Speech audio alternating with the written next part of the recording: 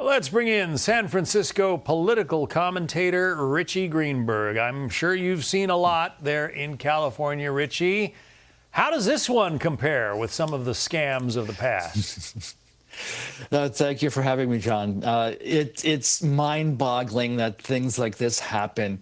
It is so unfortunate, such a waste of money, a waste of time that we have to even go through this with the investigations and then the trials and you know. But this is we applaud this. We need this.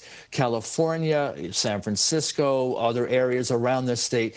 We have this happening all the time. But because you have Gavin Newsom, Attorney General, California Attorney General Rob Bonta, and a supermajority of Democrats and progressives in the legislature in Sacramento that just don't seem to care. They don't seem to want to rein in this kind of fraud.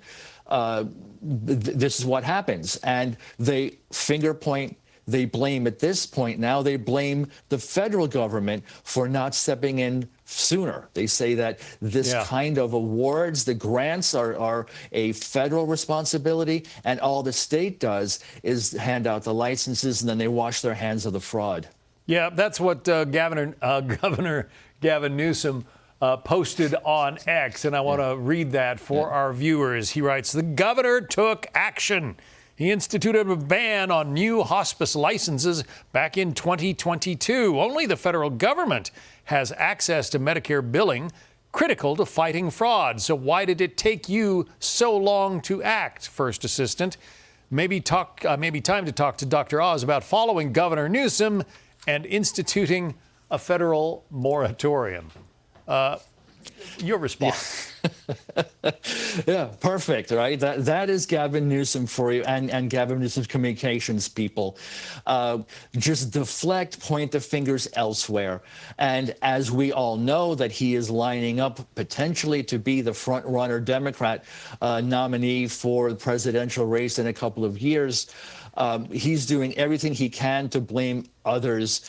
And this is a perfect example. So what do? We keep up the pressure. I'm really hopeful now, fingers crossed, that J.D. Vance, in his responsibility across the country in dealing with fraud, the fraud czar, and Bill Essayli, who we just heard speak a few moments ago in his role here in California to bring to justice these fraudsters. And this is what we need, because clearly Gavin Newsom and others in Sacramento, they're not interested in taking responsibility. They're not interested in doing anything that might hurt his chances at running for office, if indeed he does do that, run for president. And everything is pointing to him running for office, but he just doesn't want to admit that he is. Yeah, as U.S. Attorney Essayli said, you cannot, Medicare, the governor is saying it's Medicare's fault.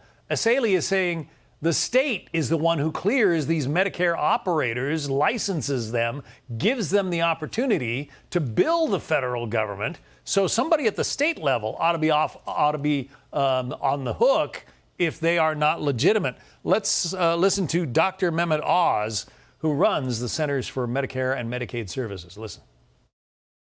1,800 hospices in California. Is that the right number? Where nationwide we have just over 6,000 hospices. So why would almost 1/3 of all the hospices in the whole country be in Los Angeles County? Why is the state of California not willing to help deal with the theft of federal tax dollars? Because although we pay 2/3 the bill, the taxpayers in California pay the other third. Why wouldn't you want to help? For Medicaid and for hospice, of course, it's all on our back. Yeah, why wouldn't you want the help there in California? Right, and the easy answer is because they can get away with it, and as I said, that the scrutiny is almost not even there at all, and so you have those who are raiding the coffers. They're going through a business as usual. They keep expanding this. I understand that the potential fraud in California across the board, not just in Medicaid and Medicare and hospice fraud, but just all sorts of fraud that have been identified and are being worked on here in California, amount to in the 300 billion of fraud. And that is just mind-boggling. It's obscene. And that is the big problem here, is that they get away with it because they can. Richie Greenberg. Let's hope they get to the bottom of this one. Thank you, Richie. Thank you for having me. Click here to subscribe to the Fox News YouTube page to catch our hottest interviews and most compelling analysis. You won't get it anywhere else.